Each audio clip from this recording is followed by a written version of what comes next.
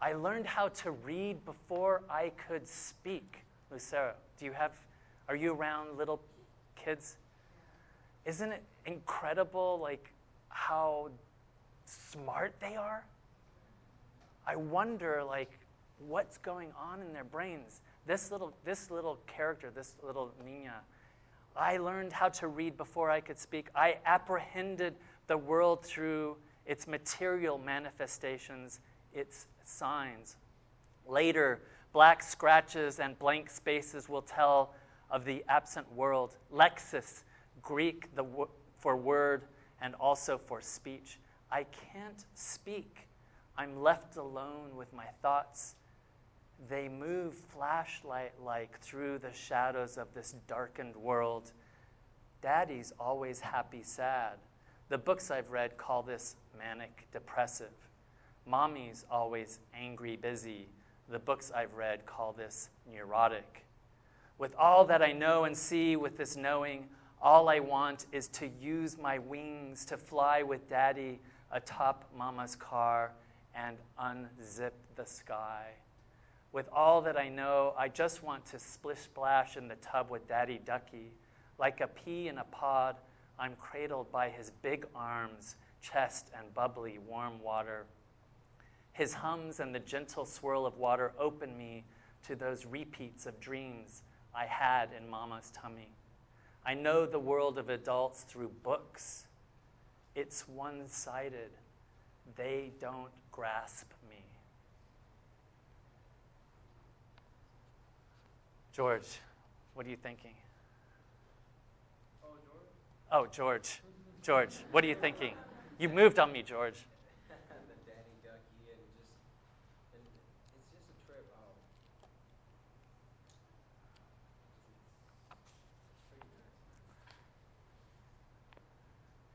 One of the things that I've always been surprised at is how adults don't actually write from the emotion, thought, perspective of children when they're writing children's stories, right?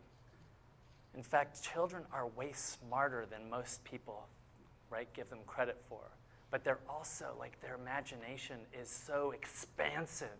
Why not unzip the sky, right?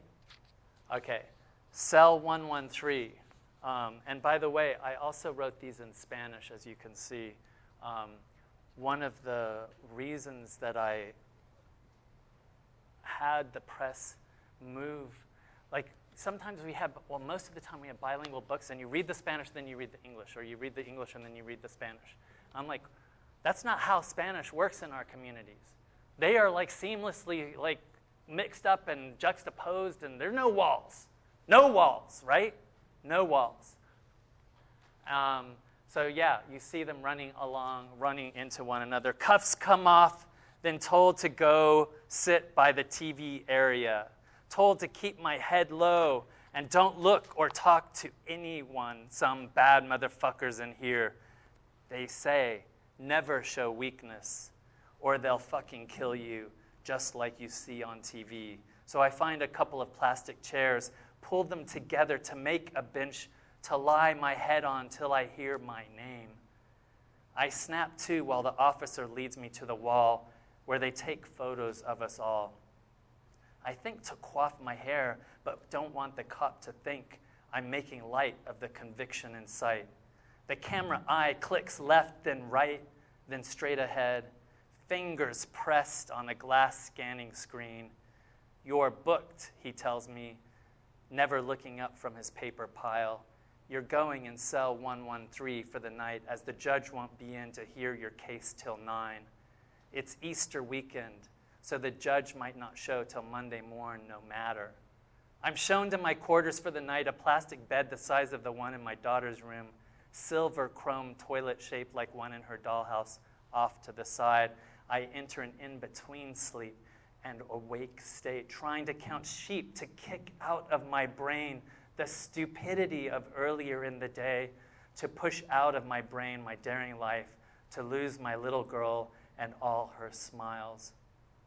Midnight, a nurse disturbs my hazed awake sleep, asking me questions. Do I have thoughts of suicide? I return to 113 ready for more sheep. But before cheek and plastic meat, I stuff rolls of toilet paper up and down my pants to slow that frigid cold as it seeps through the cotton nylon threads. Early morning, I guess it to be, as there are no clocks in sight to read. They push a fellow into 114. He kicks, screams, and threatens to rape their daughters. Thud, thud, they shut him up. Knock, knock to the skull. Line up, the judge is in, they tell us in chain gang file. We march through rat-mazed halls, chained waist to hands. Some confusion over order follows. I finally get my chance. This is an unusual case, says the judge, then pronounces me free to go till a month and 3 days when I'm to return to hear the fate of my dumbass mistake. Cell 113, Zelda.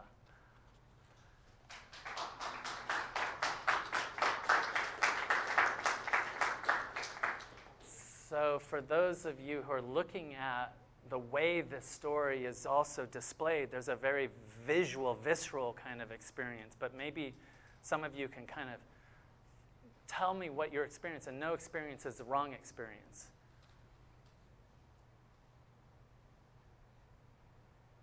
What's going on here? And what's, yeah. When I read it, I definitely thought it read almost like it was being edited. Like he was sending a letter out of jail and he was saying things he wasn't supposed to. Yeah, redacted, right? Yeah, okay, good. Yeah, when we see that, we always think someone's surveillancing, right? Someone's redacting. Okay, what else? What else? Anything else? Any other kinds of responses, reactions? Yeah, yeah, did it? So there are no breaks. No breaks. There are no breaks. Yeah. One block of text. Is it one gigantic sentence? One gigantic sentence. So I want like this for fun. One gigantic sentence. That's pretty funny. What would it be? What would it feel like to be in a jail cell while you have no freedom to do anything, to move, to wake, to sleep? What happens to time, the experience of time, when you cannot control? You no longer have control of how you want to shape, right, your presence in the world. Our Chilean brothers did the illustration, and we worked together, and I says, with your illustrations, I want people to not just think of what it might be like for Latinx in jail in the U.S. I want us to have this resonate across the Americas. And of course, they're Chilean. So what happened in Chile's history? Yeah, and what happened to people, students, protesters? Disappeared. They became the redacted, right? Literally disappeared, murdered, disappeared, gone, redacted. Yeah. So yeah, their illustration takes us across borders. A mouth to feed. She grew up in the shadow of Guatemala City, in Agua Caliente, a name she never understood because nobody ever talked about having hot water. There wasn't much left at home, only her mama alive. After her father died of TB, they lost their small farm on the outskirts of town. The mama moved her and her brother to the outskirts of the big city. The mama worked as a maid. In the afternoons after school, she would help her mom finish her work so that they would piece together enough for food later that day. She was always good at school, especially with the adding and subtracting. So when she turned 14, she began working for a nice fellow at his bakery, filling orders for flour, oil, salt, butter, sugar, and the like, as well as doing what little accounts he had. They lived modestly, but they lived. No one complained about the one-bedroom cinder block house they mortared together at the outskirts of town. No one complained that they didn't have water, much less hot water.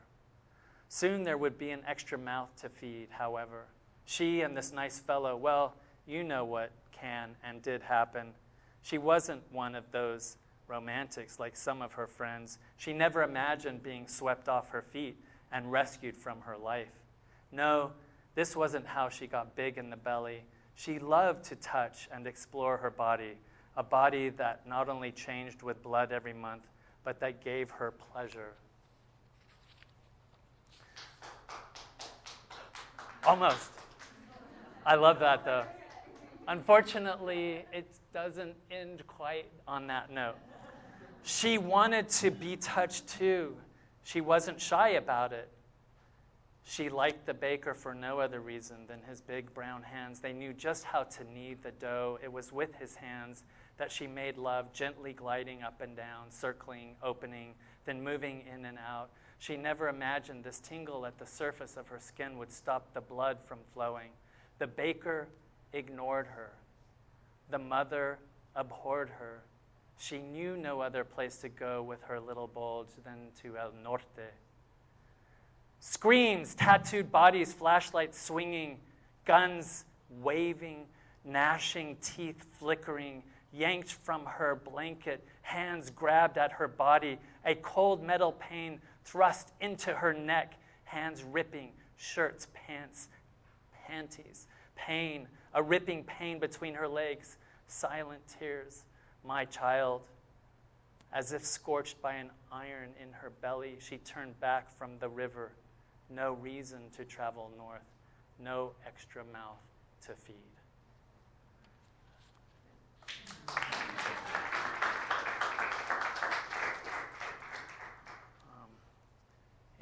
Any thoughts about that one before we move to this one? Yeah, Teresa. So I'm wondering if you can speak about the difference between formulating a piece of flash fiction like this one and one of the microfiction Twitter-sized pieces in terms of your process.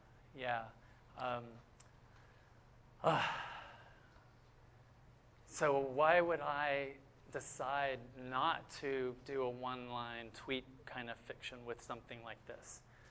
Yeah, there's a moment when, as a creator, you choose what slice of reality you want to distill and reconstruct for someone else to have some kind of experience. But some parts of those realities need a little more. They need a little more flesh. They need a little more guiding, a little more of the iceberg showing above the water for us to fill in what's underneath. They need a little more. And this story of a Latina, to me, it grabbed me because I want people to not think of our mothers, our sisters, of the women in our communities as not as only victims, as not being agents, as not being, bodies and minds that want to experience pleasure, right? The pleasures of life, the pleasures of your own body, right? The comfort of that. And at the same time, the reality of what it means to be the most vulnerable, right? The most vulnerable are women and children crossing the border. Right? Those are the most vulnerable of our population. So it needed more of the iceberg, something like this. 6 feet under. I'm a construction worker, or rather, I was a construction worker from Guatemala. I was shot dead by an LA cop Sunday afternoon. I was shot dead by an LA cop Sunday afternoon. I crossed the border some 20 years ago. I was 17 and hungry for a new life. I first worked in the orange groves just outside of San Diego. I knew that I had a gift with my hands, but not for orange picking. I could build just about anything with a hammer, saw, wood, and nails. The jefe, he's Chicano, started using me less in the fields and more on fences in and around the barn, fixing and building for the same couple of bucks an hour and room board. When I was 35, I moved to LA. A primo up here was working for a gringo contractor, Jerry, who paid well and gave the crew new boots for Christmas every year. At first, the work was good, mostly building those subdivisions in and around the San Fernando Valley. Then it all dried up, and quick. They say it was the Wall Street guys who ran off with all the money that brought it all on, and all those greedy folks looking to make a buck buying houses we built and then flipping them for big money. Not me. I rented a 2-bedroom apartment in the Westlake area with my primo and our compadre. We didn't ever think we could buy one of the houses we worked on. Anyways, without work, I'd been spending more time at home drinking and waiting for a call for a job. I was doing this Sunday, not solo. I was with my brand new, out-of-the-box, muy rica girlfriend. Sure, we'd been drinking some. It was one of the hottest summers I remember, so we stepped out to the front steps for a cold one. At least the apartment was on the 2nd floor and so further from the tarmac. Then some cop car drives into the parking lot down below us, red and blues whirling. It's the middle of the day, not your usual time for activity around here. A young Chicano cop steps from the car, gun pulled. Did some gabacha call the cops? I mean, we were just having a drink. Sure, we had an argument before, but the yelling was over pretty quick. I've been pretty testy lately. No work, no sense of self-worth, lots of anxiety, and with no money coming in at all. I didn't have a gun, but had a big old knife I kept close by to scare off punks when walking down to the corner store at night. So the guy comes cautiously up the stairs. By this time, I slid the knife from back to my side just in case. I'll tell my new ruca to move out of the way. Step away from the woman, shouts the punk cop in broken Chicano Spanish. She moves. I move, grip the knife, and begin to lift it. Then bam! Before I can even get up, I'm shot in the chest. Once, twice, 3 times. I'm 6 feet under. I guess I must be somewhere near the action, because I can feel the pulsing and pounding beats of the people stomping above. I can hear their shouts for justicia. For me, maybe I did count for something.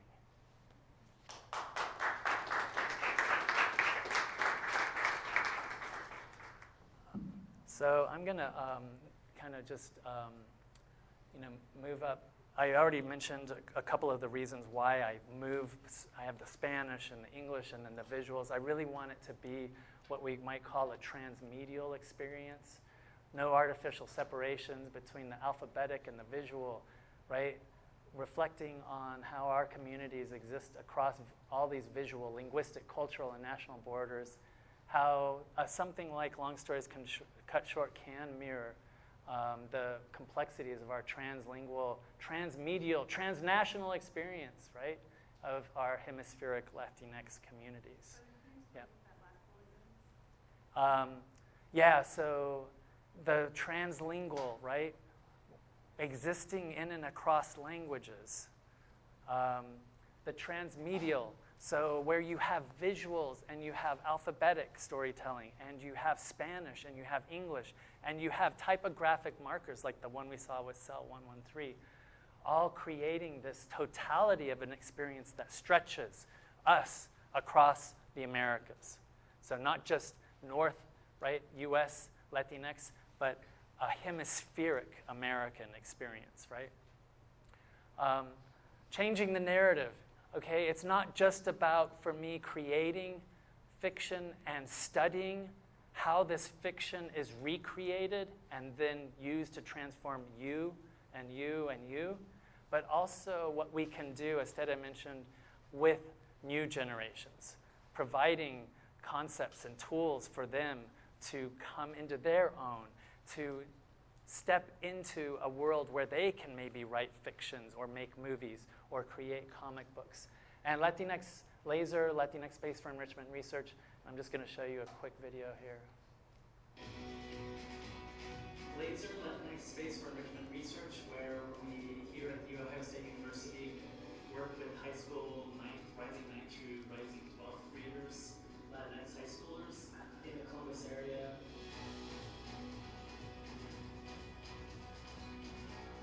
My favorite part about Laser is getting into the community and interacting with the high school students that remind me so much of myself when I was in high school, needing direction, not knowing about resources available to us, being able to see myself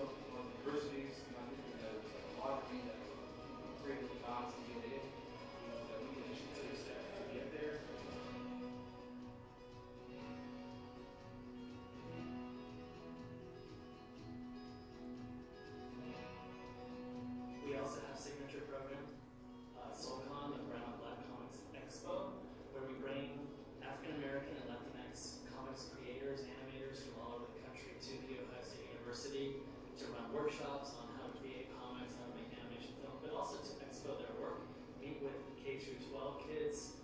In the spring, we have a big signature event called LatinX Role Models Day, where we work with community partners like Cardinal Health, Nationwide, Hispanic Chamber of Commerce, many other community partners that give their time to come to campus at OSU, meet with Latinx high school students, workshops with these community members, and they get to understand personal journeys, overcome obstacles, and make connections for internship programs. And she talked about how the personal statement was kind of a game changer, right? Because it is the one part of your college application where you get to have voice and say who you are. We have hubs in high schools all over the city, and coordinators, graduate students, undergraduates, mentors working in those hubs, in those particular spaces to get the students thinking of themselves as college material, thinking of themselves as people that belong on a college campus like the Ohio State University. By working with community, we build community on campus.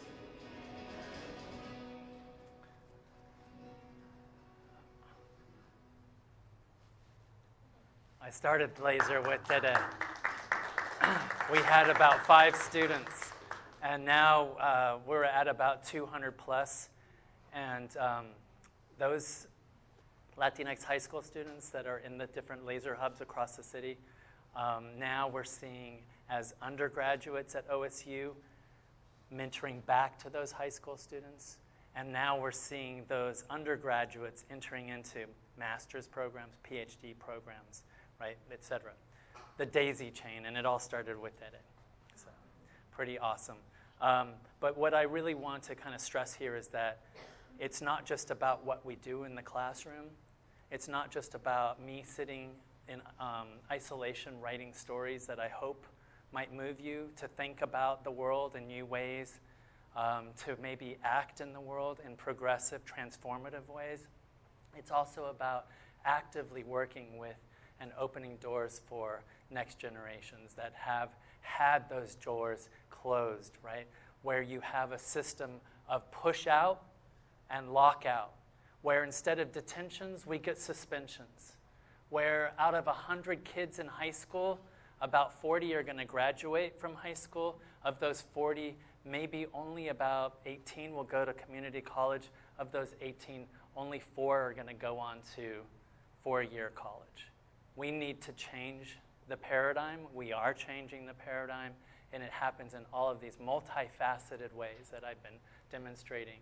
Creating and studying Latinx stories remind that all of us deserve opportunities to grow the desire to discover, grow the capacity to create, and realize capacities to imagine different options and thus different tomorrows in and through all things Latinx. Thank you.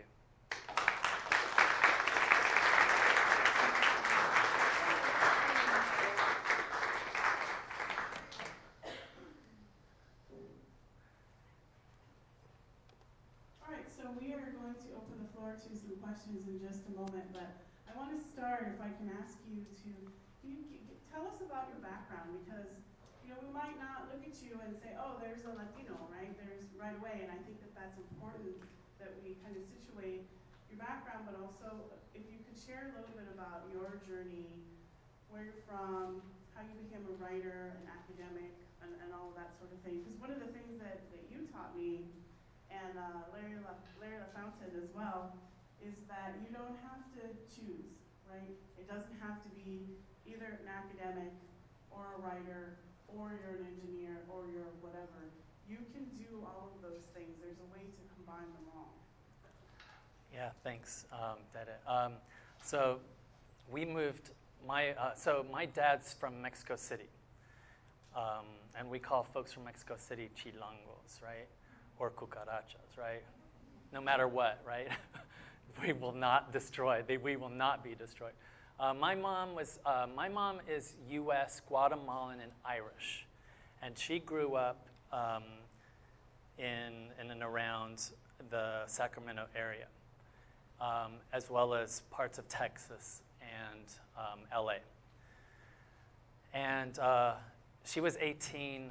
Her dad, my grandfather, the Irish guy, married my grandmother, a very small Guatemalan woman, but he forbid her from speaking Spanish. He forbid her from expressing and sharing her culture at home, talking about stories about her family life in Guatemala. And it became a kind of secret language for my mom, something that she only shared with her mother in private, behind closed doors. When she was 18, she got on a bus, my mom, because she wanted to go to Guatemala and meet the family that she'd heard stories. She got on the bus, traveled, and got off in Mexico City, thinking that it would just be a short overnight stay, transfer, get into another bus, and head down. She ended up staying there because she loved it. And she met my dad. My dad had to stop school pretty young because his father left his family, him and his 5 brothers and sisters. So he started working pretty young, but he was very motivated to learn, and he was also very motivated by the massacres that happened in the Tlatelolco, right, the 1968 massacres, where the army came in, blockaded, you know the story, right? Blockaded and shot and killed student protesters, workers, everybody who was kind of pushing against the exploitation and oppression of that situation. He was motivated to become a member of the Fourth International Solidarity Movement and became more interested in that than his family. So my mom actually left him with us and came back to California. So I was born in Mexico City. When we arrived, it was the early 70s in California, and when we spoke Spanish, well, first of all, it was forbidden to speak Spanish in schools. And it was called, I remember being told that don't speak that dirty Mexican. Don't speak that dirty Mexican. And so, of course, the shame on a little person, right? I learned to speak English without an accent, right? A marker of my difference and a reminder of that shame. And it wasn't until college that I was able to come back to Spanish and learn Spanish, right? I mean, how crazy destructive is that? My mom was a school teacher, as I mentioned, and part of it was her motivation came from seeing us in environments where we were being cut short, where speaking Spanish was not allowed. So she put herself through school, Sac State, and I remember going to daycare there and everything as a kid after school. She got her teaching credentials, and she started teaching. We grew up in and around public schools. Most of the time, it was areas, very rural areas of California, including Woodland and the surroundings of Sacramento, where they would pesticide spray all the time. My mom actually died pretty young, way too young. And I blame the pesticides. I didn't know at the time that I could figure this stuff out. My madrina, she ended up kind of taking me on and raising me. My brother went to my grandmother, and by some kind of crazy miracle, I ended up getting into UC Berkeley. There was, as it turns out, there was an admissions officer, African-American woman, who saw my file and thought, this guy looks really interesting. Let's bring him in and see if he can handle this stuff, right? And so, yeah, I went to Berkeley. As I mentioned, that's when even though I was in sciences the first year, because I thought doctor was the way to go, right? Because in our communities, the doctor was the most elevated person, right, I had ever met. I spent a year in OChem and physics, intro physics and stuff, and I realized I wasn't cut out for it. I had an early morning comparative literature course that really rocked my boat, and we went all the way back to Greek and then Roman literature, Petronius. We read Faulkner,